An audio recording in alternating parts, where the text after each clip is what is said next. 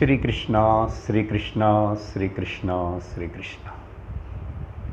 गुरुर्ब्रह्मा गुरुर्विष्णुः गुरुर्देवो महेश्वरः गुरुसाक्षात् परं ब्रह्मा तस्मै श्री गुरवे नमः। तस्मै श्री गुरवे नमः।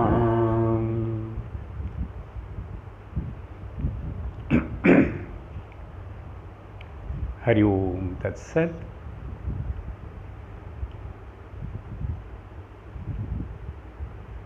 கடந்த வாரம் வரைக்கும் நம்ம ஸ்ரீமத் பகவத்கீதா சிரவணம் பண்ணி படித்து முடிச்சிருக்கோம். இன்னைக்கு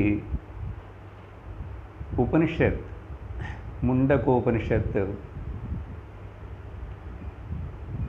படிக்க போகிறோம், ஆரம்பிக்க போகிறோம்.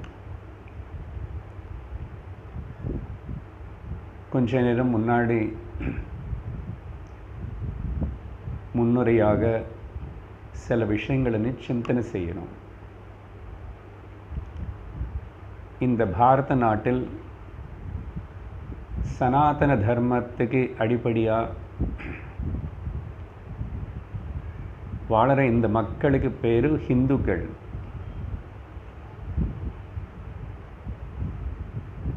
இந்த சனாதன தர்ம வைதிக தர்மத்தினை அனுசரித்து வாழற இந்த மக்களுக்கு வழிகாட்டி எப்படி வாழணும் அப்படின்னு சொல்லி சாசிச்சு அப்படின்னா கமாண்ட் பண்ணி வழிகாட்டுற நூல்கள் சாஸ்திரம். சாசனாத் இது சாஸ்திரம்.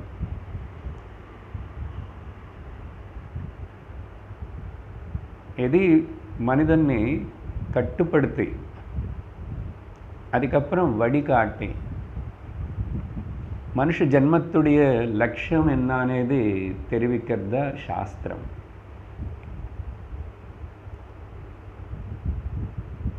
சாஸ்திரம் சொன்னாவே வேதங்கள். அதிக பிறகு பலதெல்லாம் அதில் ஆட் ஆகும். நம்ம எல்லோருக்கும் தெரியும் வேதங்கள் 4 இருக்கு. இந்த வேதங்களுக்கு இன்னொரு பேர் ஸ்ருதி. ஏன் அப்படிப்பட்ட பேர் கொடுக்கப்பட்டது யோசிச்சா, யாரோ கேட்டாங்க வேதத்தினை. ஸ்ருதி என்ன கேட்கறது, பாட்டுக்கு பின்னாடி போடுற தம்புரு ஸ்ருதி இல்லை. யார் கேட்டாங்க, எப்படி கேட்டாங்க? சரி, இந்த வேதம் అనేది யாராவது எழுதியிருக்காங்களா? யாரோ எழுதினது அவங்க சொல்லும்போது இன்னொருத்தர் கேட்டாங்களா அப்படின்னு சொல்லி இப்போ நான் சொல்லும்போது நீங்கள் கேட்குற மாதிரி அண்ணா அப்படி இல்லை. வேதம் என்பது அபௌருஷேயம். எந்த ஒரு மனுஷனுடைய வாயால் சொல்லப்பட்ட பொருள் இல்லை,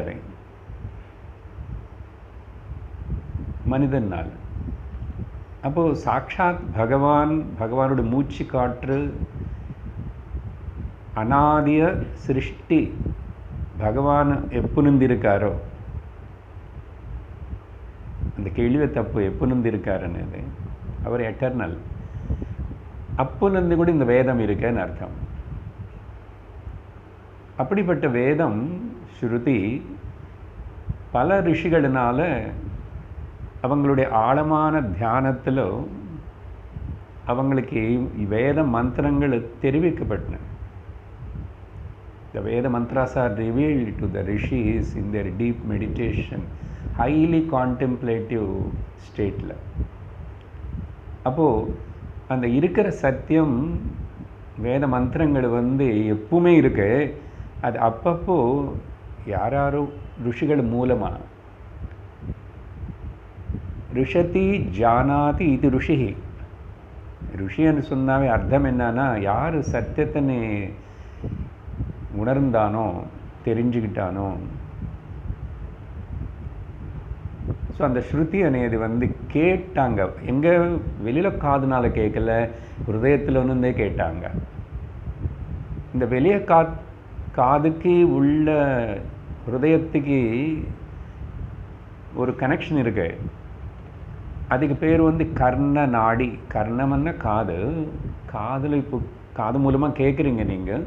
ஆனால் இது வந்து கண்ணுக்கு தெரியாத ஒரு நாடி. அது போய் ஹிருதயத்தில் அந்த சப்த பிரம்ம இறங்குறது.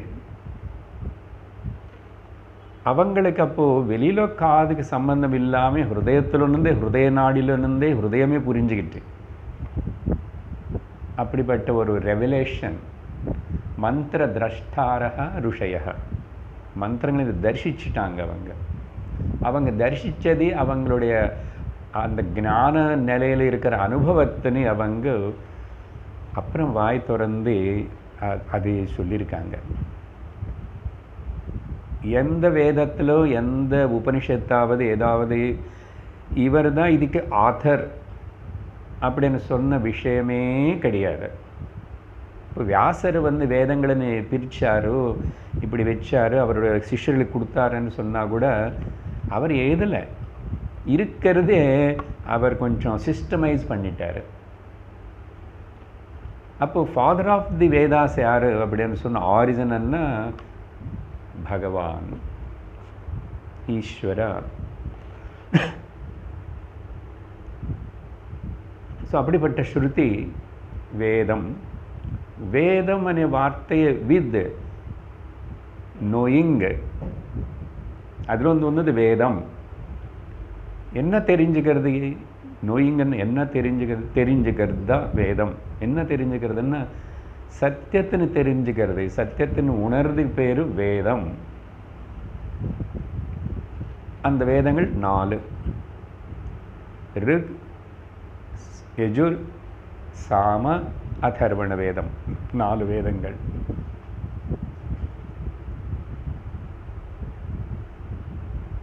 இது 4 பேரு கொடுக்கப்பட்டது. ஆனால் வேதம் மொத்தம் ஒரே அனந்தமான ஒரு சமுத்திரம் போல் அப்படி இருக்கு. அது எத்தனையோ மந்திரங்கள் இருக்கு. எல்லா மந்திரங்களும் இப்போ கிடைக்கிறதில்லை, தெரியாது. ஏதோ ஒரு 20,000 மேலே மந்திரங்கள் அப்படின்னு சொல்லப்படுறது. என்ன காலகட்டத்தில் சிலதெல்லாம் அப்படி ஆகும், மறுபடியும் ரிவீல் ஆகும். அது எங்கே போகாது, எட்டர்னல். கடவுள் எப்படி நித்தியமோ வேதம் கூட நித்தியம்தான். அப்படிப்பட்ட அந்த வேதத்தில் 4 வேதங்களுக்குள்ள ஒரு வேதத்தில் 2 பாகங்கள் அந்த வேதத்தினை பார்க்கப்படுறது. 2 பாகங்கள் அந்த வேதத்தினை பார்க்கப்படுறது. முன்னாடி பாகம், பின்னாடி பாகம். பின்னாடி அந்த புஸ்தகம் திருப்பி பார்க்கறது கிடையாது. பூர்வ மீமாம்சம், okay, the beginning chapters of the Veda. அப்புறம் அடுத்த கடைசி பாகத்தில் இருக்கிறது வந்து உத்தர மீமாம்சம். இன்னொரு பேர் சுலபமாக சொல்கிற இந்த வார்த்தை ஞாபகம் வச்சுக்கிறது கஷ்டம்னா, முதல் வேதம் பாகம் வந்து கர்ம காண்டை பற்றி பேசுறது. கர்ம காண்ட. அதுக்கு அடுத்த பாகம் வந்து ஞான காண்டம் பற்றி பேசுறது. அப்படிப்பட்ட அந்த வேதம் 2 பிரிக்கப்பட்டது. ஏன், எதுக்கு அப்படி பிரித்து இருக்கு? 2 பாகமாக, 2 சாஸ்திரம்னு சொல்லணும். பூர்வ சாஸ்திரம், உத்தர சாஸ்திரம். ஞான காண்டம், கர்ம காண்டம் அண்டு ஞான காண்டம் 2. காரணம் என்ன அப்படின்னு சொன்னால், இங்கே உங்களுக்கு நான் வந்து சாஸ்திரம் படிக்கும்போது கேட்கும்போது சொல்கிற ஒரு முக்கியமான விஷயம், அனுபந்த சதுஷ்டயம் அనే விஷயத்தின்னு சொல்ல போகிறேன் நான். ஓகே, கொஞ்சம் கவனமாக கேட்கணும். கதை மாதிரி இருக்காது.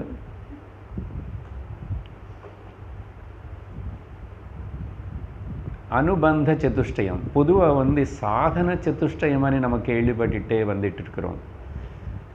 இப்போது எல்லோருக்கும் அது என்னன்னது முழுசாக மனசில் பதியலைன்னா கூட அரகத்தை, ஒரு வேதாந்தம் படிக்கிறதுக்கே பகவத்கீதை சாஸ்திரம் படிக்கிறதுக்கு அவருக்கு அர்ஹத்தை இருக்கணும். அந்த அர்ஹத்துக்கு குவாலிஃபிகேஷன்ஸுக்கு தான் சாதன சதுஷ்டய சம்பத்தின்னு ஒரு லிஸ்ட்டு கொடுப்போம்.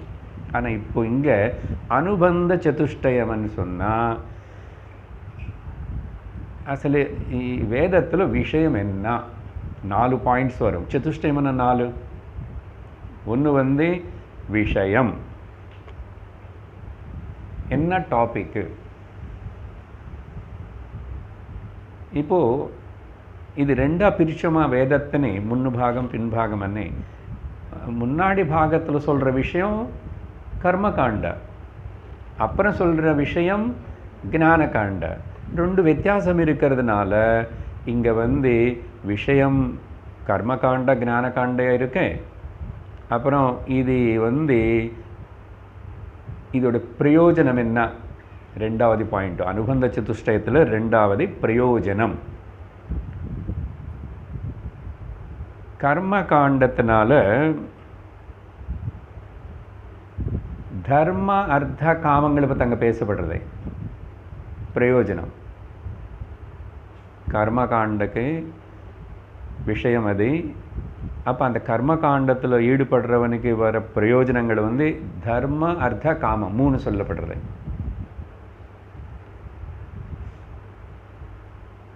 அப்படின்னா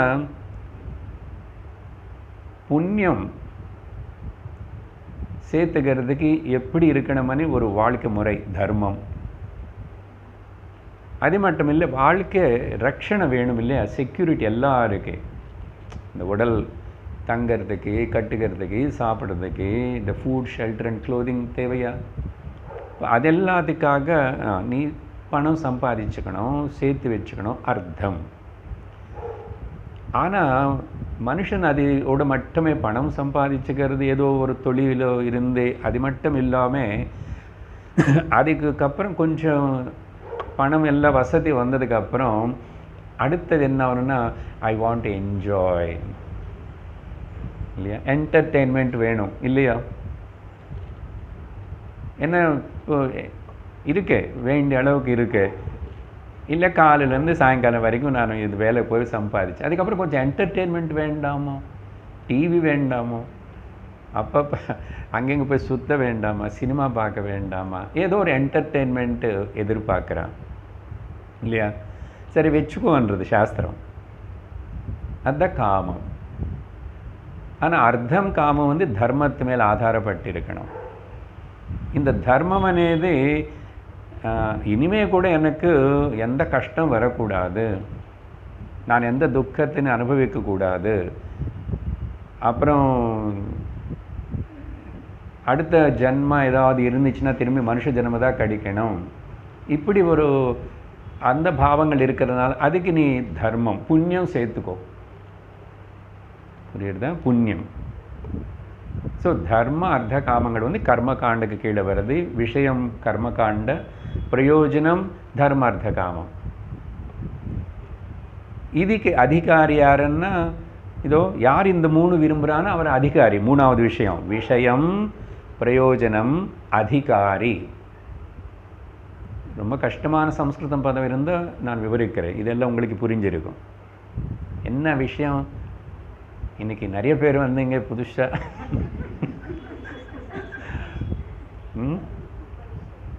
ஏதோ புதுசாக கொடுக்க போகிறாரு, சொல்ல போகிறாரு விஷயம்.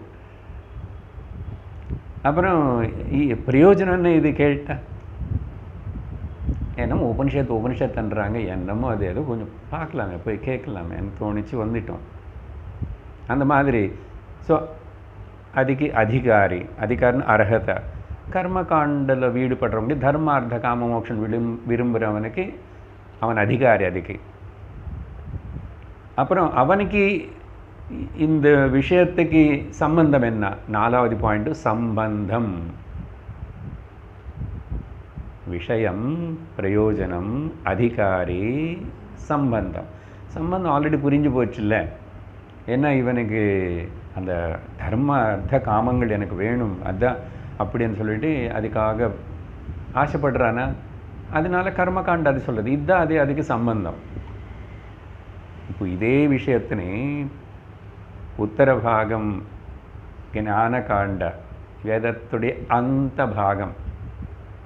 இந்த வேதத்துடைய அந்த பாகத்துக்கு பேர், வேதத்துடைய அந்தம்னா வேதம் முடிஞ்சு போச்சுன்னு இல்லை அர்த்தம். வேதாந்தம்னா வேதாந்தம் ஒரு வார்த்தை. அப்படின்னா ஃபைனலாக தெரிஞ்சுக்க வேண்டியது என்ன?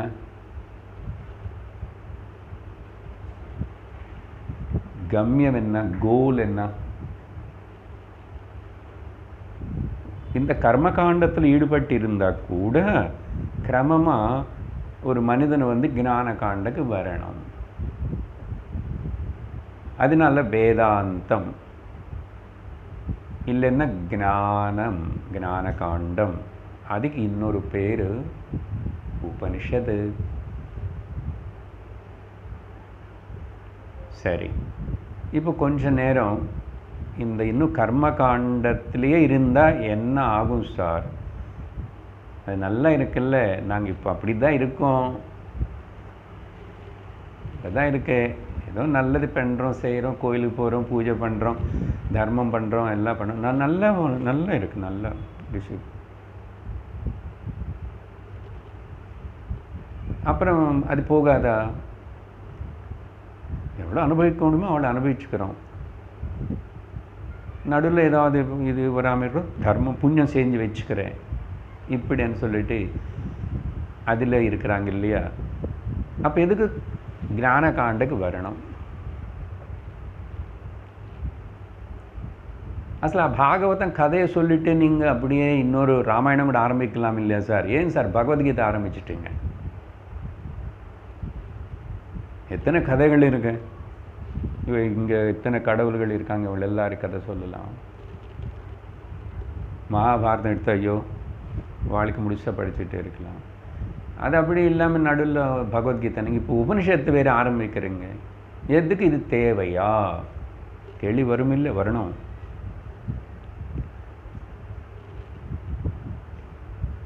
இப்போ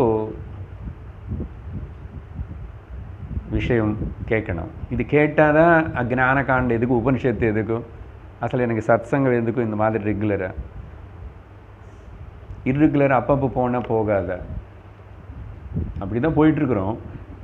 ஆனால் சொல்லிக் கொடுக்குறவர் கண்டிக்கிறது இல்லை. இப்போ உபனிஷத்தை ஆரம்பித்தாலும் நம்ம இஷ்டத்துக்கு அவர் என்ன பண்ணுவார்? கடவுள் கூட ஒன்றும் பண்ண முடியாது. முடிவெடுக்க வேண்டியது, விஷயம் தெரிஞ்சுக்க வேண்டியது, கிரகிச்சுக்க வேண்டியது, ஆசைப்பட வேண்டியது நானும். சரி, இப்போது இது அடுத்த விஷயம் இந்த கர்ம காண்டம்னு சொன்னோமா, இதில் சில விஷயங்கள். ஒன்று என்னன்னா, முதல் கர்மத்ரயம். இந்த கர்ம 3 வகையாக, பேசிக்காக 3 வகையாக செய்வாங்க, செய்யலாம், செய்கிறோம். கர்மத்ரயம் காயிக, வாச்சிக, மானசிக. உடல்னாலையும் நம்முடைய பேச்சினாலையும் அப்புறம் மானசிகமாக எண்ணங்கள் மூலமாகவும் கர்ம பண்ணுறோம். சாரீரிக வியாபாரம் மட்டும் இல்லை, வாச்சிக வியாபாரம், மானசிக வியாபாரம் கூட பண்ணுவோம். அது கர்மதான். நான் யாருன்னு கையை தூக்கி அடிக்கலை சார், ஆனால் மனசில் அடிக்கணும்னு தோணுறது, படாமல் ஒன்று கொடுக்கணும்னு தோணும்.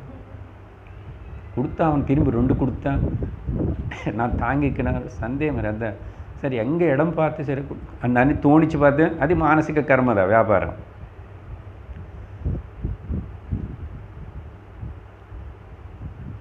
அடிக்கலை, ஆனால் வாயால் அடிக்கிற மாதிரி பேசிட்டேன், அது வியாபாரம்.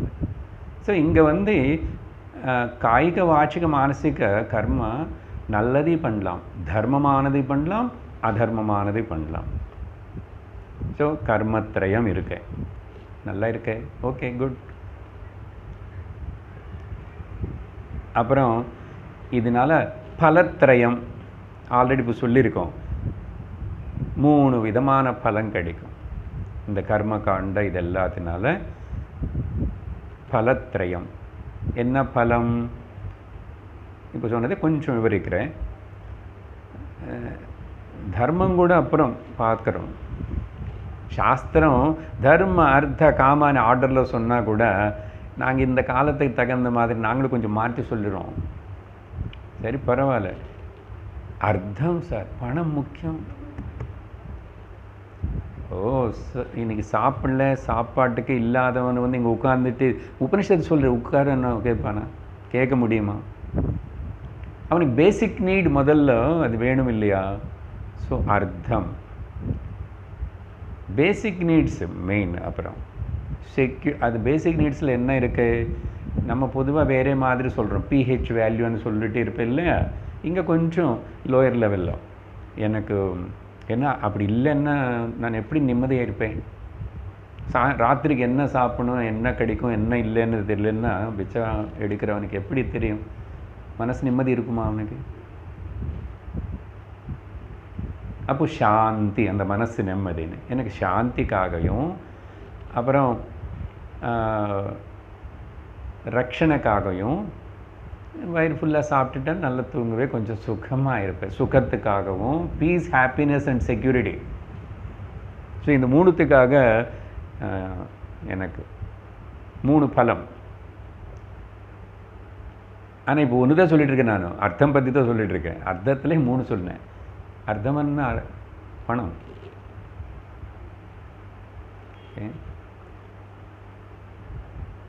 காசேடா கடவுள், கடவுள் காசு என்ன சொல்கிறேன், காசேடா கடவுள்டா. அப்படி பரவாயில்ல இருக்கட்டும். அதுதான் சொன்னான். அதுக்கப்புறம் வந்து கொஞ்சம் என்டர்டெயின்மெண்ட் வேணுமன்னா பலம். அதனால் எனக்கு அது இருந்துச்சுன்னா எனக்கு ரக்ஷணை வந்துச்சு. இப்போது வீடு இருக்கேன், ஓகே, எங்கே போய் ரோட்டில் படுத்துக்க வேண்டியதில்லை. குளிர் மழை வந்துச்சுன்னா நல்ல பிளாங்கெட் இருக்குது வீட்டில். வெயில் வந்துச்சுன்னா ஏசி இருக்கேன், எல்லாமே இருக்கேன். ஸோ ரக்ஷணை இருக்கு. என்னென்ன வேணுமோ நான் எல்லாம் அது வச்சுக்கிட்டேன். அப்புறம் லைஃப் இன்சூரன்ஸோ, அந்த இன்சூரன்ஸோ, மெடிக்கல் இன்சூரன்ஸோ, எல்லாம் இன்சூரன்ஸ் கட்டி வச்சுருக்கேன். ரக்ஷணை ஓரளவுக்கு தேவைதான் சிலதெல்லாம். ரக்ஷணை, செக்யூரிட்டி. ஸோ அப்புறம் என்டர்டெயின்மெண்ட்டு. இப்போது எல்லாம் வச்சுக்கிட்டேன். அப்புறம் என்டர்டெயின்மெண்ட் வேணும். ஸோ அனுபவிச்சுக்கிறோம், இந்திரிய சுகங்கள் அனுபவிச்சுக்கிறோம். அப்புறம் சில பேர் இது ரெண்டுத்துலேயே இருப்பான். அதுதான் முக்கியம் பாயிண்ட். இப்போ நான் மறுபடியும் சொல்கிறதுக்கு காரணம், சில பேர் என்ன லோகத்தில் நிறைய பேர் அப்படி தர்மமாவது அதர்மமாவது போகையா அதெல்லாம். தர்மமாக இருந்து வாழ முடியுமா? பணம் சம்பாதிக்க முடியுமா? சும்மா பேச்சு தான் இதெல்லாம். எல்லோரும் எப்படி போகிறாங்க, அப்படி மெஜாரிட்டி எப்படி போகிறாங்க பாரு அப்படின்னு சொல்லிட்டு கும்பலில் கோவிந்தா அதுக்கு பின்னாடி ஓடி போகிற அவங்க நிறைய பேர் மெஜாரிட்டி அப்படி தான் இருப்பாங்க. சில பேருக்கு அந்த தர்மம் అనేది கொஞ்சம் நல்ல காரியம் பண்ணணும், தானம் பண்ணணும், ஹெல்ப் பண்ணணும், இதெல்லாம் இருக்குல்ல பலதெல்லாம். தர்மம்னு அதுக்கு அடிப்படையில் நிறைய இருக்குது, நமக்கு நிறைய சொல்லியிருக்காங்க. அது எல்லாமே தர்ம காரியங்கள் பண்ணுறது. அது ஏன் பண்ணுறான்னா அதுக்கு கூட ஃப்யூச்சர் செக்யூரிட்டிக்காக புரிஞ்சுக்கணும். Future security. ஏன்னா இப்போது பரவாயில்ல, அப்புறம் ஃப்யூச்சர் செக்யூரிட்டி இல்லை வேறு இன்னும் நல்ல இடம் கிடைக்கணும், நல்ல இடத்துக்கு போகணும், ஏதோ ஒன்று ஆசை. ஃப்யூச்சர் செக்யூரிட்டிக்காக. சரி 3 பலங்கள் இருக்கு. அடுத்ததான் ஜாகிரதையாக கேட்கணும். கர்மத்ரயம் இருக்கு, பலத்ரயம் இருக்கு, தோஷத்ரயம் 3 தோஷங்கள் இருக்கு. இதில் டிஃபெக்ட்ஸ் இருக்கு. இது சிந்திக்க மாட்டோம் பொதுவாக, சாஸ்திரம் இப்படி சொன்னால் தவிர. ஸோ அந்த தோஷத்ரயம் என்னன்னா, முதல் நம்பர் 1 எல்லாம் என்ன கர்ம ஏதாவது பண்ணப்பா துக்க மிஸ்ரி தத்துவம். எல்லாம் ஏதாவது ஒன்று பண்ணணும், பணம் சம்பாதிச்சுக்கணும், ஆஃபீஸுக்கு போகணும், ஏதாவது செய்யணும், தொழில் பண்ணணும், பிஸ்னஸ் நடத்தணும்னா வருது, பணம் வருது, கொஞ்சம் சுகமும் இருக்குது, எல்லாம் இருக்குது. ஆனால் துக்க மிஸ்ரி தத்துவம் ஒரு வீடு கட்டுறது, ஓகே, கட்டுறதுக்கு எவ்வளோ பாடுபடுறோம். இதுக்கு என்ன சொல்லுவாங்கன்னு மறுபடியும் இதில் 3 சொல்லுவேன். இந்த துக்க மிஸ்ர தத்துவத்தில் ஆர்ஜன துக்கம் அப்படின்னா டு அக்யூமுலேட், முதல்ல பணம் சம்பாதிச்சுக்கிறது கஷ்டப்படாமல் வருமா என்ன? திருடவன்னா கூட கஷ்டப்படணும், சீட் பண்ணாமன்னா கூட கஷ்டப்படணும். ஆர்ஜன துக்கம், த அக்யூமுலேட்டிங் பெயின், எக்வைரிங் பெயின், யாரும் இல்லைன்னு சொல்ல முடியாது. அதுக்கப்புறம் அது எக்வைர் பண்ணது காப்பாற்றணும் பாருங்க, ரக்ஷண துக்கம். அது யாரு கண்ணுப்படுமோ என்னாகுமோ. இன்கம் டேக்ஸ் மெயினாக எல்லாம் சென்ட்ரலைஸ் பண்ணிட்டாங்க, என்னென்னமோ பண்ணுறாங்க, ஏதோ ஒன்று. அப்புறம் பந்துகள் எல்லாருக்கும் கண்ணு நம்ம மேலே தான் இருக்குது, நம்ம கொஞ்சம் நல்லா இருக்கணும், 2 வீடு வாங்கிட்டோம், மாடி கட்டிட்டோமா, இப்படி எல்லாம் பயம். எப்படி இது காப்பாற்றுக்கிறது? சப்போஸ் வீட்டில் பசங்களை யாரும் சொன்னதே கேட்க மாட்டுறாங்க, ரொம்ப வேஸ்ட் பண்ணுறாங்க, எல்லாம் ஜெல்ஸாக பண்ணணுன்றாங்க, இப்படி நான் கஷ்டப்பட்டு சம்பாதிச்சு அவங்களை இப்படி வீணாக பண்ணுறேன், பயம்.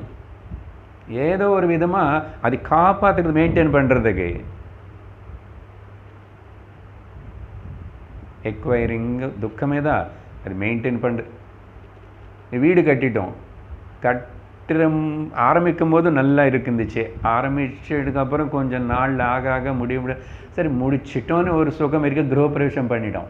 அதுக்கப்புறம் இருக்கும் பாருங்க, அப்பா அது இது பார்த்துக்கணும், எங்கே பெயிண்டிங் போகிறது, எங்கே கிராக் ஆகிறது, எங்கே அது மெயின்டைன் பண்ணணும், இருக்கா இல்லையா? புது கார் வாங்கும்போது அப்படி தான் நல்லா தான் இருக்கும். எப்படியோ கஷ்டப்பட்டு லோன் வாங்கிட்டோம், இப்போ அது கட்டணும், அது வேறு யாரோ பின்னாடி இடிச்சிட்டான், அங்கே ஸ்க்ராட்ச் ஆகிடுச்சு, அது மெயின்டைன் பண்ணுறதுக்கு. ஆர்ஜன துக்கம், அப்புறம் 3வது என்ன தெரியுமா?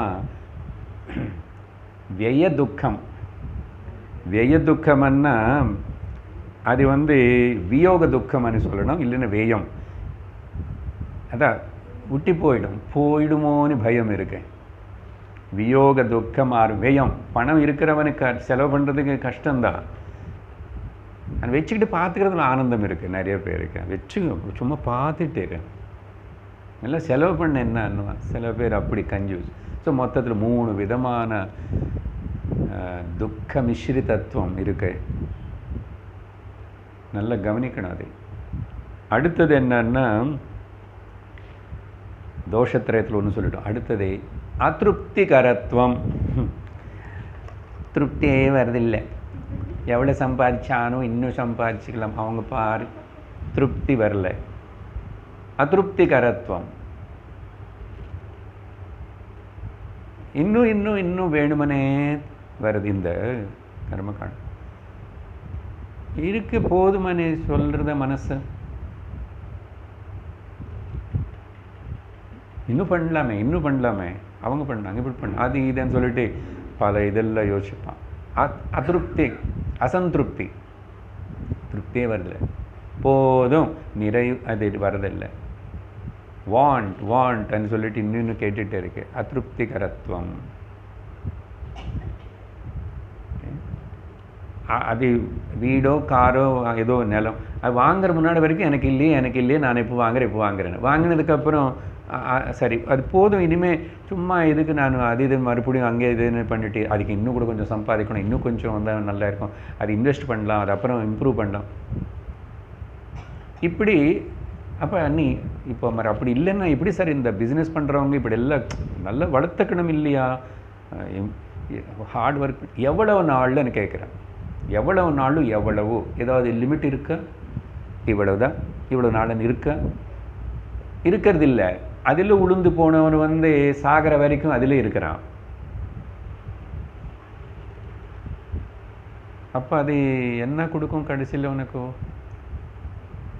சொல்கிற விஷயம் துக்கம்தான். ஆல்ரெடி துக்க மிஸ்ரத்துவத்தை சொல்லியாச்சு. அதுக்கப்புறம் எப்படியோ யாரோ என்ன பயம் அதெல்லாம் பார்த்து துக்க மிஸ்ர தத்துவம். கடைசியில் மூணாவது வந்து பந்தகத்துவம். உனக்கு ரொம்ப அட்டாச்மெண்ட் உருவாக்கும் பந்தகத்துவம். இதுக்கு பல எக்ஸாம்பிள்ஸ் எல்லாம் சொல்லலாம். ஏதோ ஒன்று அதுக்கு பந்தம், அது கூட அப்படின்னு மனசு அதே யோசிச்சுட்டு அதே பற்றி கவலைப்பட்டுட்டு சிந்தனை பண்ணிகிட்டே இருக்கும். இன்னொன்று பந்தகத்துவம்னா இந்த கர்ம பற்றி தானே பேசிகிட்டு இருக்கிறோம். இப்படி சொல்கிறேன், இந்த எக்ஸாம்பிள் கொஞ்சம் ஈஸியாக உங்களுக்கு புரியணும். முதல் தடவை ஒருத்தன் சிகரெட்டு குடிக்கணும்னு நினச்சா, சும்மா உதாரணத்துக்கு சொல்கிறேன், என்ன மாதிரி சொல்லணும் இல்லை, லோகத்தில் நிறைய பேர் அப்படி இருக்கான். அது ஏதாவது ஆகட்டும். அந்த சிகரெட்டு பிடிக்கிறதுனேது, புகை பிடிக்கிறதுனேது ஆரோக்கியத்துக்கு நல்லதில்லைன்னு அது தயார் பண்ணுறோன்னு சொல்கிறான். அது மேலே பொம்மையும் போடுறான், எல்லாம் பண்ணுறான். சில பேர் நஷ்டப்பட்டவங்கன்னு பார்த்தா எல்லாமே தெரியும் எனக்கு, அதோடைய கான்சிக்வன்சஸ் எல்லாம் தெரியும். ஆனால் எதுக்கோ மனசில் தோணிச்சு, அந்த ஃபஸ்ட்டு டைம் ஸ்மோக் பண்ணினவனே ஆசை வந்தப்போ எஸ் ஆர் நோ அనే சாய்ஸ் அவனுக்கிட்ட இருக்கு. ஆக்சுவலாக நல்ல கவனமாக புரிஞ்சுக்கணும். சாய்ஸ் அவனுக்கிட்ட இருக்கு, எஸ் ஆர் நோ சொல்லலாம். ஆனால் அப்போ அந்த சாய்ஸ்ன்னு அவன் சரியான விதத்தில் உபயோகப்படுத்தப்படாமல் போனதுனால, எஸ்ன்னு சொன்னதுனால, அதுக்கப்புறம் அந்த எடிக்ட் ஆகிடுறான் பாரு, அதுக்கு பேர் தான் பந்தகத்துவம். உதாரணம் கொஞ்சம் ஸ்ட்ராங்காக இருந்து நல்லா புரியும்னு சொன்னேன். அது வேறு ஏதாவது கூட ஆகட்டும். அதுக்கப்புறம் பாருங்கள், சிலதெல்லாம் இப்படி தான் வியசனம்னு சொல்கிறோம். அதில் வந்து வெளியில் வருது பகு கஷ்டம், பகு கஷ்டம். டிவி வியசனம்தான்.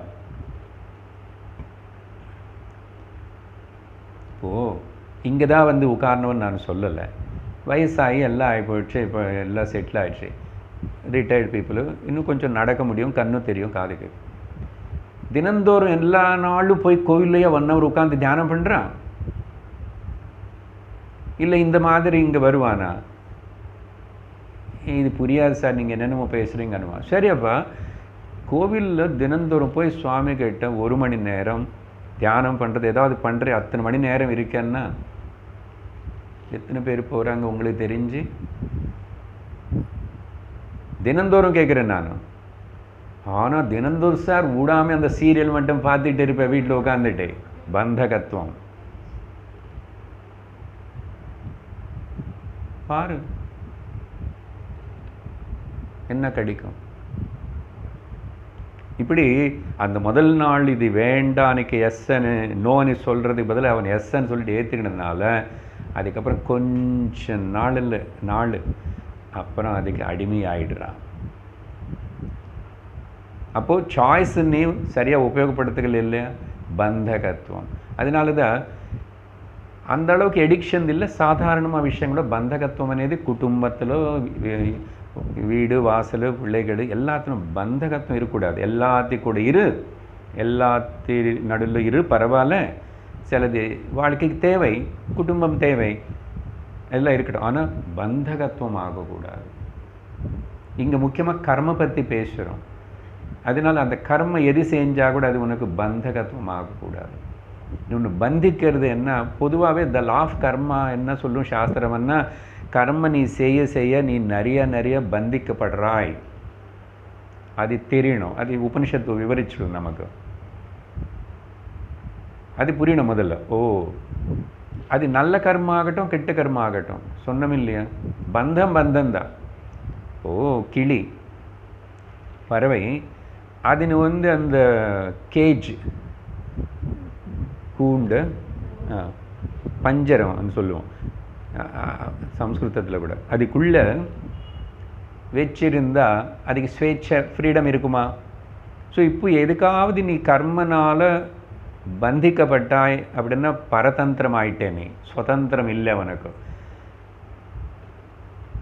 உயிர் இல்லாத அந்த சிகரெட்டு, அந்த ஆல்கஹாலாவது ஒன்று நீ சைத்தன்யம் உயிர் இருக்கிற புத்தி இருக்கிற மனுஷனு நீ எப்படி அதுக்கு அடிமை ஆகிடுற?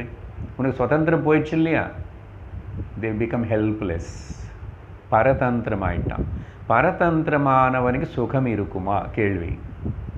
எப்படி அந்த கிளி அதை கூண்டுக்குள்ளே வச்சிருந்தா, அது இல்லை சார், அது தங்கம் வச்சு பண்ணா சார்.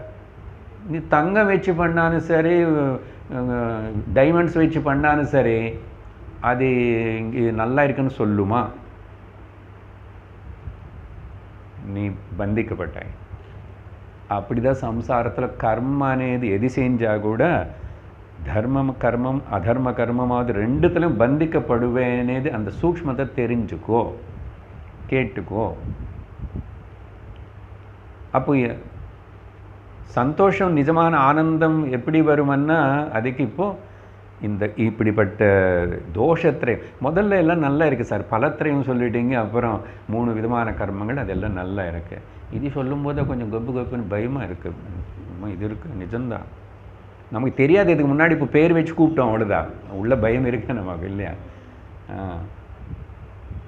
தோஷத்திரயம். இப்போது அடுத்த விஷயம் இந்த தோஷத்திரயத்தினால 2 ப்ராப்ளம்ஸ், 2 பிரச்சனைகள். என்னன்னா, இப்படி உலகத்தில் கர்மத்தில் ஈடுபட்டுட்டே அது இது இது அது ரெஸ்பான்சிபிலிட்டி, தர்மம், குடும்பம், office, business, my life, my இதானே சொல்லிட்டு போயிட்டே இருக்கிறான். அவனு இந்த தோஷத்திரயம் அவனுக்கு இருக்குல்ல, எல்லாருக்கும் இருக்குது, கவனிக்கலன்னா.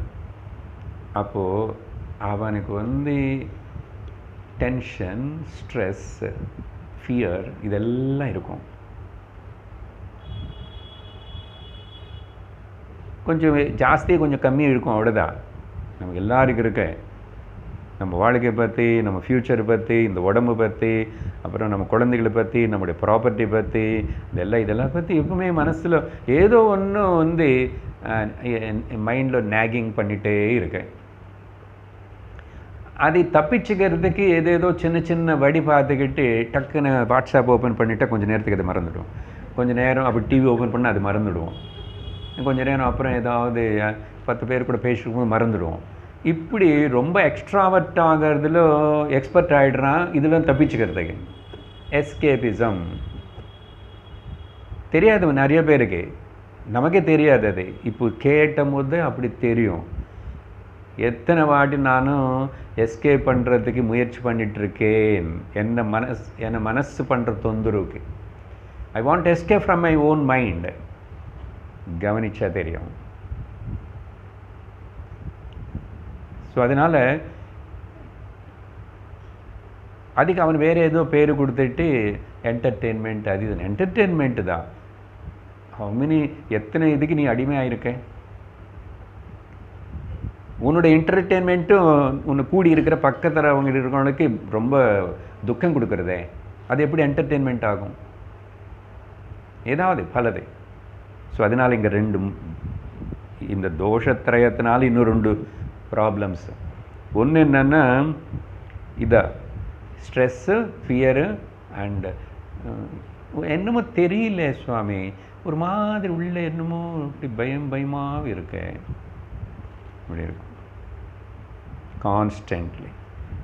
இது கர்மையே நீ நினச்சிக்கிட்டு இருந்துனா சரியா? அப்போ என்ன சொல்லுவோம், நிறைய பேர் நிறைய வாட்டி அப்போ சொல்லுவோம், வாழ்க்கை ரொம்ப பர்டன்ஸமாக இருக்கேன், பாரமாக இருக்கேன், பெயின்ஃபுல்லாக இருக்கேன், ஒன்றும் கன்ஃபியூஷனாக இருக்கேன். இது எல்லாருக்கும், கொஞ்சம் வசதி இருக்கிறவங்களுக்கு, வசதி இல்லாதவங்களுக்கு, படித்தவங்களுக்கு, படிக்காதவங்களுக்கு எல்லாருக்கும் கூட இப்படிப்பட்ட ஒரு பர்டன்ஸம், இதெல்லாம் பெயின்ஃபுல்லாக இருக்கு அப்படியெல்லாம் சொல்லுவான். எப்படி? இதனால் கர்மக்கு இவனுக்கு கர்த்தா நினச்சிக்கிட்டா, நான் பண்ணணும், ஐ ஹவ் டேக் ரெஸ்பான்சிபிலிட்டி, கர்த்தா, ஐ எம் த டூயர், நான் தான் பார்க்கணும் செய்யணும் அப்படின்னு சொல்லும்போது அந்த கர்த்தானே பாவம் இருந்துகிட்டு இருக்க வரைக்கும் கர்ம நான் செய்கிறதுனால இந்த தோஷம் இருந்துகிட்டே இருக்கும். Fearful, painful, பர்டன்சம். ஓகே, இதுக்கு பொதுவாக ஜோக்க இது என்னென்னு எம்பிபிஎஸ்ன்னு சொல்லணும். Okay, meaningless, burdensome, boredom.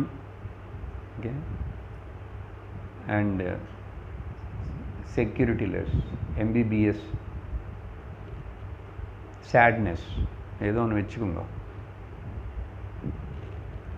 சரி அப்படின்னு சொல்லிட்டு இது ஒரு கேஸ், ஒரு ப்ராப்ளம். இன்னொரு பக்கம், சார் நான் இது இனிமேல் பண்ண பிடிக்கல சார், நான் பண்ண மாட்டேன், எனக்கு எதுவுமே வேண்டாம், வாழ்க்கை வேண்டாம், குடும்பம் வேண்டாம், இது வேண்டாம், அது வேண்டாம், இந்த பிஸ்னஸ் எல்லாம் போதும், ஜாப் போதும், விஆர்எஸ் வாங்க, எதாவது சொல்லி மைண்டு வந்து அப்படி நான் இப்போ அப்போ எதுவுமே ஏன்னா இதெல்லாம் செய்ய ஆரம்பிச்சிட்டா ப்ராப்ளம் வந்துகிட்டே இருக்கு, அது மனசு வந்து நிம்மதியாக இருக்க மாட்டேங்குதுன்னு சொல்லிட்டு ஒரு வேளை இன்னொருத்தனை வந்து நான் எல்லாம் விட்ரா பண்ண போகிறேன். விட்ரான்னா நான் இது எதிர் பண்ண மாட்டேன், ரொம்ப நேரம் தூங்குவேன், எப்படி இப்போ லேஜாக இருப்பேன். எதுக்கும் ஆரம்பித்தாச்சுன்னா ப்ராப்ளம் வருது, கர்த்தாவாக இருந்தானே. இப்போ இவன் என்ன சொல்கிறான்னு, நான் அகர்த்தாவாக இருப்பேன். இவனுக்கு என்ன ப்ராப்ளம் தெரியுமா? கொஞ்சம் நேரம் இருந்து பாரு அகர்த்தான்னு சொல்லி, லைஃப் எல்லாம் என்ன வேக்யூமாக இருக்கு, போர்டம். இங்கே அங்கே பர்டன்ஸம், இங்கே வந்து வேக்யூமாக இருக்கு. சில பேருக்கு அப்படி கூட ப்ராப்ளம். ஸோ கர்த்தான்னு சொன்னாலும் ப்ராப்ளமாக இருக்கு, ஒருவேளை அகர்த்தான்னு சொல்லிட்டு ஏதாவது விட்டுட்டு போகிறேன்னாலும் ப்ராப்ளமாக இருக்கு. நீங்கள் நம்ம நினச்சிக்கிறோம் நீ சன்னியாசம் எடுத்துக்கிட்டு அப்படி எல்லாம் வீடு விட்டுட்டு போனவங்கள அப்படி போனவங்களே நாங்கள் நிறைய பேர் நீ கேட்டு பார்த்தோம். நிறைய இடத்துல போனப்போ நீங்கள் இங்கே கங்கை கரையில் இருக்கீங்க, ஹிமாலயாஸ்ன்னு எப்படி பார்த்துட்டே இருப்பீங்க, நாங்கள் ஃபோட்டோவில் தான் பார்க்குறோம், டிவியில். எவ்வளோ பாக்கியம், எப்படி அவன் சொன்னா அவன் வந்து क्या पहाड़ पहाड़ पहाड़ बोर हो रहा है, மலை மலை மலை பனி மலை பாத்தி பாத்தி குளிருக்கு போர் அடிச்சு போச்சுன்னா அவனுக்கு என்னம்மா மெரினா பீச் பார்க்கணுமா? இங்கே எங்கே பீச் இல்லையா? மெரினா பீச் கோயம்புத்தூர் இல்லை, அதனால தான் மெரினா சொல்லிட்டேன். போய் கேட்கணும், அப்போ தெரியும். அதனால் எல்லாம் விட்டுட்டு போனால் சன்னியாசன்னு சொன்னால் கூட அவங்களும் மனசு தொந்தரப்படுத்துறது. அதனால் சந்நியாசம் అనేది அப்படிப்பட்ட வேஷம் மாற்றிட்டு இடம் மாற்றிட்டு எல்லாம் விட்டுட்டு போகிறது இல்லை. ஞான நிலை தான் சந்நியாசம். இப்போது 2 ப்ராப்ளம்ஸ். கொஞ்சம் அடுத்த பாயிண்ட்டுக்கு வரணும். எல்லாம் ஃபாலோ பண்ணுறீங்களா? சொல்கிறதில்ல, கேட்குறதா? நீங்கள் என்னமோ சொல்லுவீங்கன்னு நினச்சி வந்தோம், நாங்கள் என்னமோ சொல்லுவீங்கன்னு நினச்சி வந்தோம், நீங்கள் என்னமோ சொல்கிறீங்க. நீங்கள் நினச்சது தான் நானும் சொல்லிகிட்டு இருக்கேன். சொல்ல போகிறதுக்கு இது சொல்லணும் முதல்ல, அதனால் அவசரப்படக்கூடாது. சரியா? சரி, இப்படி 2 கர்த்தானானும் போர்டம், அப்புறம் பெயின்ஃபுல் அண்ட் ட்ரஸ்ட். அகர்த்தானானும் அங்கே பர்டன், இங்கே போர்டமு வேக்யூமு, அப்புறம் வந்து வாழ்க்கை என்ன அர்த்தமே இல்லாமல் இருக்கு. யாருக்காக வாடுறது, என்ன பண்ணுறது, அது மாதிரி இருக்கு. ஒரு கைண்ட் ஆஃப் டிப்ரெஷன் அப்படி இருக்கு. There is no any success ஆகலை, சாதிச்சானன்னு இல்லை. ஸோ 2மே ப்ராப்ளமாக இருக்கும்போது இப்போது என்ன தான் பண்ணுறது? அதுக்கு ஒரே ஒரு சொல்யூஷன் வந்து ஆத்ம ஞானம். நீ உன் அறிதல் இல்லை என்ன அறிதல், உன்னை நீ உணர்ந்தாயன்ன, நீ ஆத்மான்னு உணர்ந்தாயன்ன, இதெல்லாம் போகும், வேறு வழி இல்லை. இதுதான் சாஸ்திரம் சொல்கிறது. இந்த கன்ஃபியூஷன், இந்த 2 விதமான ப்ராப்ளம்ஸ் இருக்கு. ஏன்னா எங்கே போனாலும் உன் மனசு தான் ப்ராப்ளம். நீ ஊர் விட்டி போனாலும் யார் இல்லாமல் இருந்தாலும், இப்போது யாருமே இல்லை, ஒரு there is no much responsibility, தனியாக இருக்கான்னு அவன் நிம்மதியாக இருக்கிறான். என்னென்ன என்ன మనస్సు అనేది నెమ్మదిగా ఇరకకూడదు. ఎప్పుడు அந்த మనస్సు அந்தர்முகமாகி சத்தியத்தினை உணர்ந்தோ அப்போ மட்டும்தான் அந்த மனசுக்கு விடுதலை. இதுதான் சாஸ்திரத்துடைய சொல்யூஷன். உன்னோட ஐடென்டிட்டி என்ன கரெக்டாக யூ ஹேவ் டு ரெகக்னைஸ். உன்னோட ஐடென்டிட்டி என்ன ரியலைஸ் பண்ணணும், ரியாலிட்டி என்ன. அப்போ என்ன ஆகும் தெரியுமா? அது இப்போவே சொல்கிறேன். என்ன அது ஐடென்டிஃபைங் மை செல்ஃப், ஆத்ம ஞானம் வந்து என்ன ஆகும்னா, நான் கர்த்தாவாக இருந்தாலும் கம்ஃபர்டபுள் தான், அகர்த்தாவாக இருந்தாலும் இன்னும் கம்ஃபர்டபுள் தான், எனக்கு டிஸ்டர்பன்ஸ். சமத்துவம் யோக உச்சதே. அது எப்படி வரும்? எங்கே போனால் வருமா? ட்ரெஸ்ஸு மாற்றிக்கிட்ட வருமா? எப்படி வரும் இது? எல்லாம் இருந்தாலும் வரலன்னு சொல்லிட்டோம், எல்லாம் விட்டுட்டாலும் வரலன்னு சொல்கிறோம். அப்போ எப்படி? என்ன எல்லாம் இருக்கிறது எல்லாம் போகிறதனேது நீ மனசில் வந்து விட்டுட்டு நீ சத்தியத்தில் நின்றான்னா, கர்த்தாவாக இருந்தாலும் எனக்கு ப்ராப்ளம் இல்லை, அகர்த்தாவாக இருந்தாலும் ப்ராப்ளம் இல்லை. To do and not to do and to do something else is my choice. எனக்கு சுதந்திரம் இருக்குது, ஃப்ரீடம் இருக்கு. அந்த ஃப்ரீடம் இருக்கிற அந்த அறிவுக்கு பேர் தான் ஞானம். அது கொடுக்கறது தான் சாஸ்திரம் செய்கிற ஒரு சிகிச்சை, ட்ரீட்மெண்ட். அதனால வேறு இந்த இது புரிஞ்சு இப்படி இருக்கிறதுக்கு பேர் தான் மோட்சம். கிளியராக இருக்கணும். இந்த கம்ஃபர்ட் எதர் பண்ணானும் பண்ணலன்னானும் ஐ எம் கம்ஃபர்டபுள் அப்படின்னு சொல்கிற ஒரு உள்ளிருந்து அந்த கான்ஃபிடென்ஸ், அந்த தைரியம், ஸ்தைரியம் இருந்துச்சுன்னா அதுக்கு பேர் மோட்சம். மோட்சம்னு வேறு எங்கேயுமே சர்ச் பண்ணக்கூடாது. ஓகே, இதுதான் சாஸ்திரம். இப்போது இது யார் எங்கே சொல்லுவாங்கன்னா, ஞான காண்டத்தில் இந்த விஷயம் சொல்லப்படும். வந்துட்டோம் பார்த்தீங்களா, கொஞ்சம் கொஞ்சம் அங்கேருந்து வந்து ஷிஃப்ட் ஆகிட்டோம், ட்ராக் மாற்றிட்டோம். ஓகே, ஒரு நாளைக்கு மாற்றி தான் ஆகணும். நீ எப்போ வருவியோ, இப்போ வரலன்னு அடுத்த ஜென்மத்தில் பரவாயில்ல, இன்னும் 10 ஜென்மம் வந்து தான் ஆகணும். வந்துட்டியா, அப்பா ரொம்ப சீக்கிரம், நல்லது. Now itself I am happy. ஆனந்தம் பிரம்மா. அந்த ஞான காண்ட அங்கே என்ன முதல்ல பேசிட்டோம்? விஷயம், பிரயோஜனம், அதிகாரி. ஏன் இதெல்லாம் உங்களுக்கு மைண்டில் ரிஜிஸ்டர் ஆகிறது கொஞ்சம் நேரம் ஆகும், பரவாயில்ல. திரும்பி போய் கேட்டு உட்காந்து நோட்ஸ் எழுதணும். எக்ஸாம் எழுதுறதுக்கு இல்லை, விஷயம் ஆழமாக உள்ள இறங்கிறதுக்காக. இந்த விஷயம் என்னோட சொந்தமாகணும். அது ஒரு நாளில் ஒரு வாட்டி கேட்கும்போது ஆகாது. நான் முடிஞ்ச வரைக்கும் சுலபமாக சொல்லிட்டு இருக்கேன். அங்கே விஷயம், பிரயோஜனம், அதிகாரின்னு சொன்னோம் இல்லையா, அங்கே அதெல்லாம். இப்போது இந்த பக்கம் வந்துட்டா, இந்த பக்கம் ஞான காண்டத்துக்கு வந்தால் இதோடைய விஷயம் வேறே. இந்த விஷயம் என்ன? இது ஞானம், மோட்சம். அங்கே தர்மார்த்த காமங்கள் தான். இங்கே மோட்சம் விஷயம். மோட்சம் என்ன, நான் சிம்பிளாக சொல்லிட்டேன், இப்போது அது மறக்கக்கூடாது. ஸோ விஷயம் இங்கே மோட்சம், அப்புறம் பிரயோஜனம் விஷயம் ஞானம், பிரயோஜனம் மோட்சம், அதிகாரி ஞானகாண்ட விரும்புகிறவன் அதிகாரி. உபனிஷத்தை படிக்கிறது விரும்பி வரவன், பகவத்கீதை படித்து முடித்தவன். ஆமாம், பட்டம் வாங்கிட்டான், டிகிரி வாங்கிட்டு போஸ்ட் கிராஜுவேஷன் படிக்கிறவன். சம்பந்தம் என்ன? இன்னொன்று என்ன சொல்ல, ஒரு வார்த்தை சொல்கிறேன். அங்கே அந்த பக்கம் கர்ம அவன் ராகி. ராகி ராகி மால்ட் இல்லை, அட்டாச்மெண்ட் எடுக்கிற ராகம், பற்று, எல்லாருக்கும் அட்டாச்மெண்ட். ஆவி விட்டுட்டான்னு சாவி விட மாட்டான்னு பார்த்தீங்களா? அங்கே வரைக்கும் இருப்பேன், அங்கே வச்சுக்கிறான். ராகி அதிகாரம். இங்கே விராகி, வைராகி. ஸோ சப்ஜெக்ட் வேறே, அதிகாரி வேறே, பிரயோஜனம் வேறே, சம்பந்தம் வேறே. அதனால சாஸ்திரம் ரெண்டாக பிரிச்சுருக்கேன். இப்போது எது நல்லது, எது எடுத்துக்கணும்னு நீ முடிவு பண்ணணும். அது எந்த அளவுக்கு, அதுக்கப்புறம் எப்படி ஷிஃப்ட் பண்ணுறது நீ முடிவு பண்ணணும்.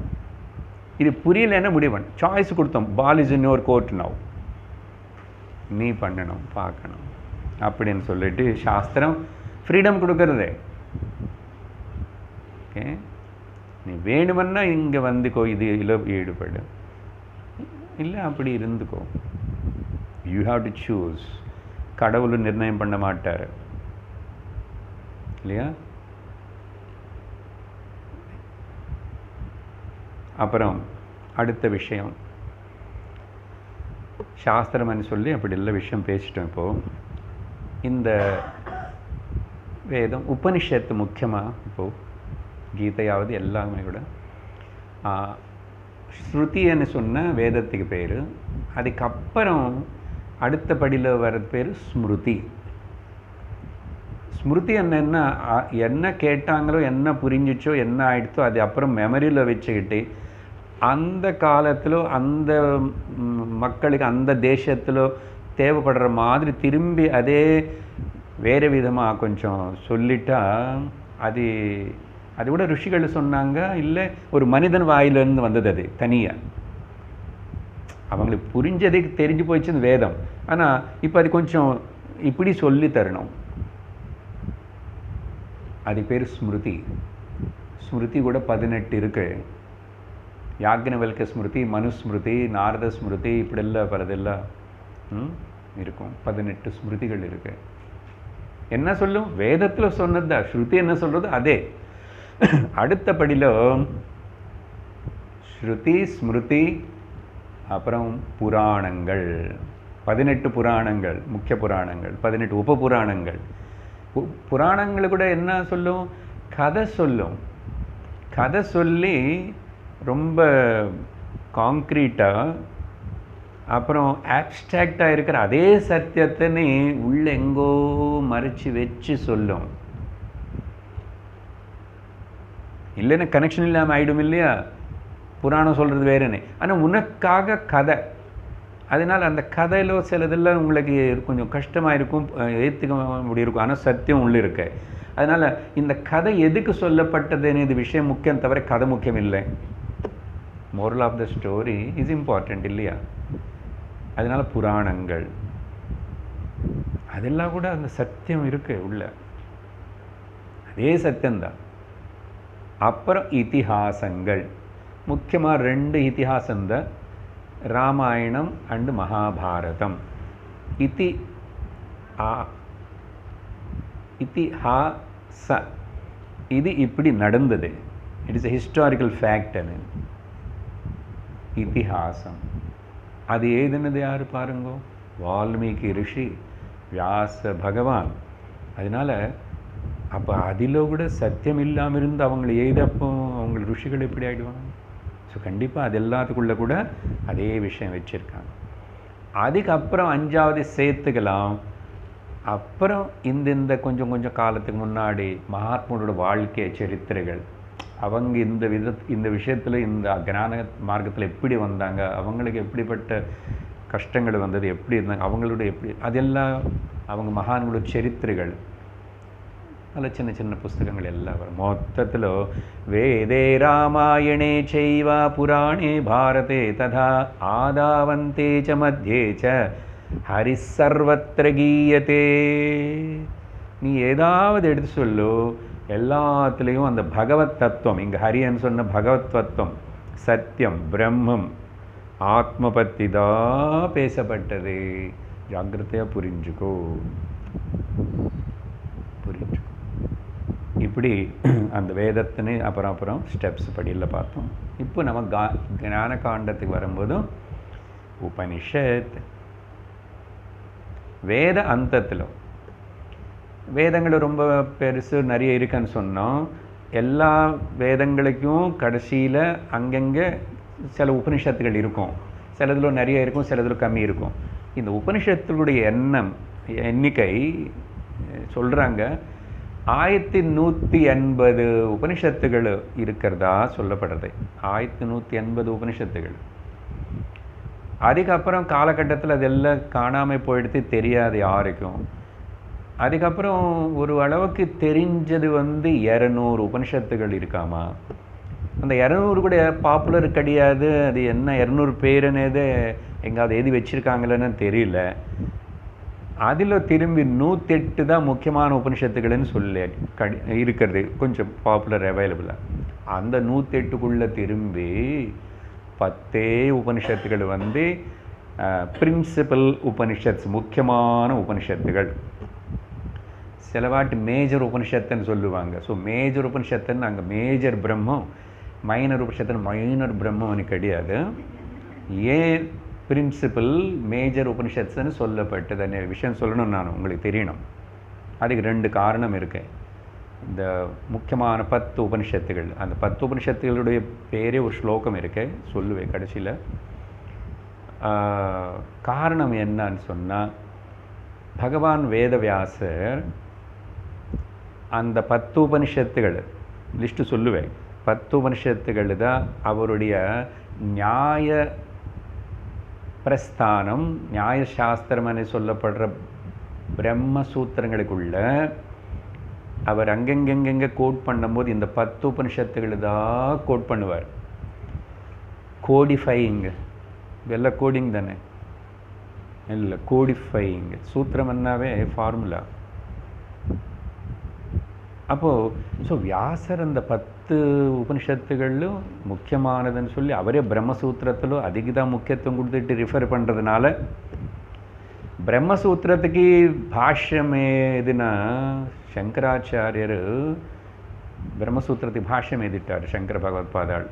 அவர் நினைச்சார், வியாசர் அந்த 10 உபனிஷத்துகளுக்கு தான் கோட் பண்ணிட்டு இருக்கிறாருன்னா, இப்போது பிரம்மசூத்திரம் படிக்கிறவனுக்கு இந்த 10 உபனிஷத்தில் நல்லா கேட்டு புரிஞ்சிருந்தால் பிரம்மசூத்திரம் இன்னும் கொஞ்சம் நல்ல பிஹெச்டி லெவலுக்கு ஆகிடும். அப்போ அவங்களுக்கு உபயோகரமாக இருக்கிறதுக்காக அந்த 10 உபனிஷத்துகளுக்கு நானும் பாஷ்யம் எழுதுறேன். சூத்திரம் வேறே, பாஷ்யம் வேறே. ஸ்ருதிஸ்மிருதிபுராணானாம் ஆலயம் கருணாலயம் நமாமி பகவத்பாதம் சங்கரம் லோகசங்கரம் சங்கரம் சங்கராச்சாரியம் கேசவம் பாதராயணம் சூத்திரபாஷ்யகிருதௌ வந்தே பகவந்தௌ புனః புனः. சூத்திரங்களுக்கு கூட பாஷ்யம் எழுதினார். ப்ளஸ் அந்த 10 உபனிஷத்துகளுக்கு எழுதிட்டு யாராவது இது கொஞ்சம் படிச்சுட்டு அப்புறம் பிரம்மசூத்திரத்தை போனால் அவனுக்கு கொஞ்சம் கம்ஃபர்டபுளாக இருக்கும் அనే உத்தேசத்தோடு அவர் கூட இந்த 10க்கு மட்டும்தான் பாஷ்யம் எழுதினதுனால அதுக்கு பிறகு லோகத்தில் ஆச்சாரியர்கள் எல்லாம் கூட இந்த 10 உபனிஷத்து தெரிஞ்சுக்கிட்டால் போதும், கவலைப்படாது 1108 அதெல்லாம். இந்த 10 உபனிஷத்து படிக்கிறதுக்கு கிட்டத்தட்ட 10-12 வருஷம் ஆகும் அப்ராக்சிமேட்லி. இப்போ 5 வருஷத்துக்கு முன்னாடி தான் இந்த முண்டகோபனிஷத்தை நான் முதல்ல பேசியிருக்கேன்.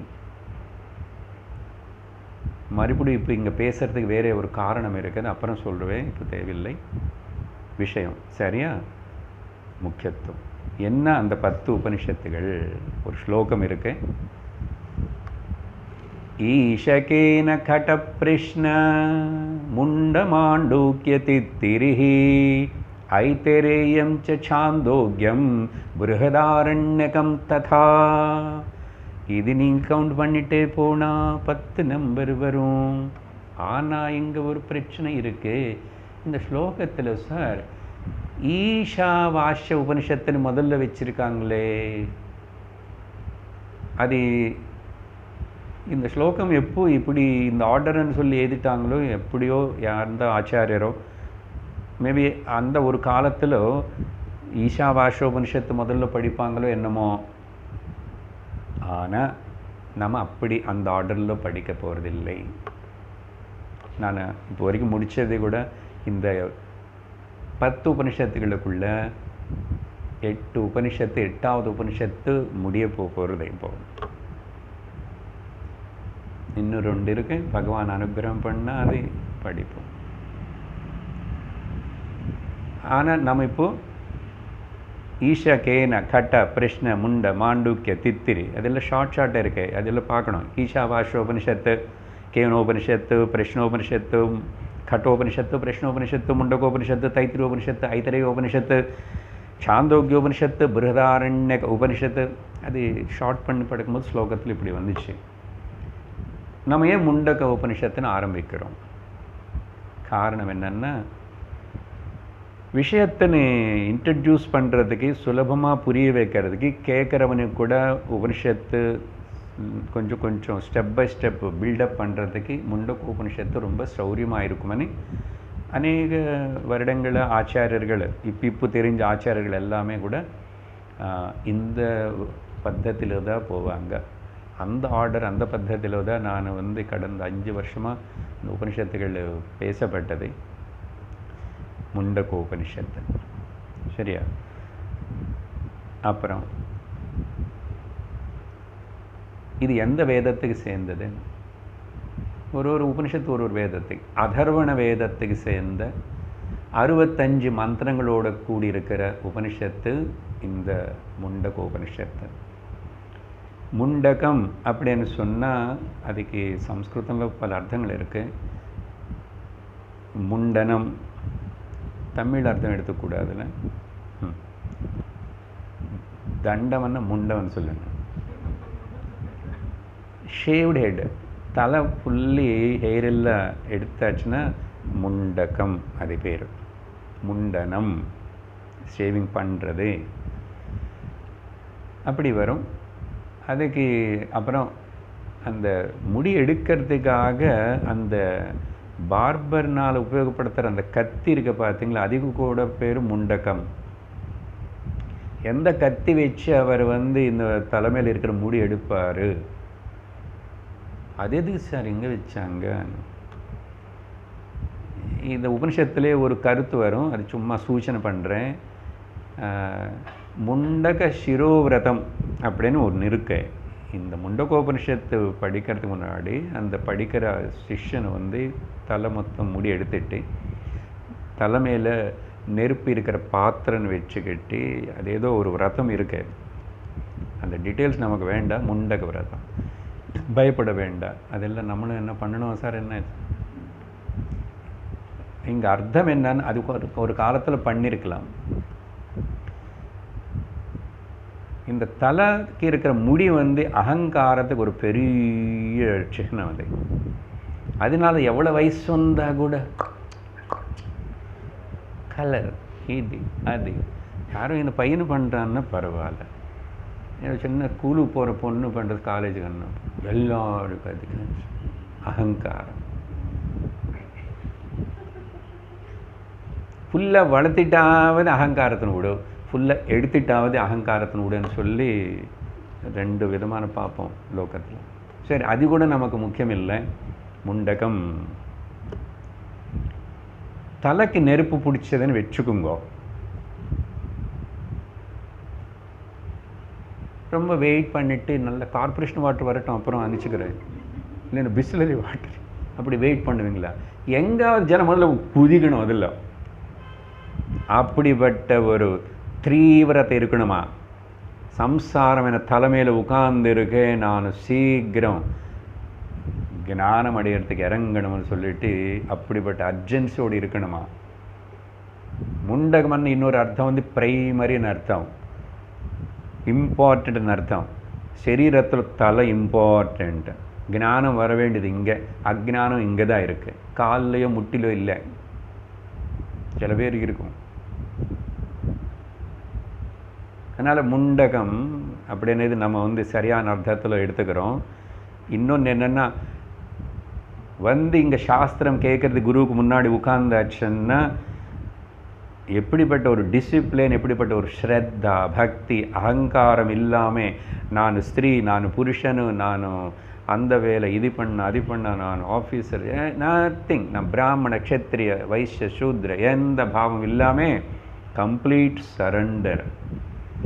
அந்த பாவத்தோடு இருந்து உட்கார்ந்து கேட்கும்போது தான் அந்த ஸ்ரத்தா பக்தினி ஹைலைட் பண்ணுறதுக்காக தான் இந்த முண்டக சிரோவிரதம். அது எல்லாமே கூட அதனால் முண்டகம்னு அர்த்தம் அப்படி எடுத்துக்கணும். இந்த உபனிஷத்தில் வந்து மொத்தம் 3 அத்தியாயங்கள் இருக்குது. ஒரு அத்தியாயத்தில் 2 செக்ஷன்ஸ் இருக்குது. நம்ம ஜென்ரலாக சொல்கிறதுக்கு ஒரு செக்ஷனுக்கு கூட திரும்பி அங்கேயும் முண்டகமனே கூப்பிடப்படுறது, பாகம், ஒரு பார்ட். அப்போ மொத்தம் இந்த முண்டகோபனிஷத்தில் பிரதம முண்டகம், த்விதீய முண்டகம், and first chapter, second chapter, third chapter, like that மொத்தம் 6 பாகங்களை பார்க்க போகிறோம். மொத்தம் சேர்ந்து 65 ஸ்லோகங்கள் இருக்கும். இது இந்த உபனிஷத்துடைய பேக்ரவுண்ட் எல்லாமே. அதுக்கப்புறம் உபனிஷத்தின பதத்துக்கு அர்த்தம் என்ன, அப்புறம் இந்த உபனிஷத்து எப்படி ஆரம்பிக்கிறது? ஒரு சாந்தி மந்திரத்தோடு ஆரம்பிக்கிறது. எல்லா உபனிஷத்தும் ஆரம்பிக்கும் போது ஒரு சாந்தி மந்திரம். எதுக்கு அந்த சாந்தி பாடம்? அதோட முக்கியத்துவம் என்ன? அந்தந்த வேதத்துக்கு சேர்ந்த உபனிஷத்துகளுக்குள்ள அதே சாந்தி பாடம் வரும். இப்போ மாண்டூக்கிய உபனிஷத்து கூட அதர்வ வேதத்தை சேர்ந்தது தான். அதனால் அங்கேயும் அதே சாந்தி பாட்டம் சொல்லிகிட்ருக்கிறோம். உங்களுக்கு அடுத்த வகுப்பில் இந்த உபனிஷத்தினை பதத்துடைய அர்த்தம் என்ன, அப்புறம் சாந்தி பாட்டத்தினை தொடங்கி நம்ம உபனிஷத்துக்குள்ளே நுழைய போகிறோம். ஓம் பூர்ணமத பூர்ணமிதம் பூர்ணாத் பூர்ணமுதச்யதே பூர்ணஸ்ய பூர்ணமாதாய பூர்ணமேவாவசிஷ்யதே. ஓம் சாந்தி சாந்தி சாந்தி. हरिः ओम श्री गुरुभ्यो नमः. हरिः ओम. हरि ओम तत्सत्.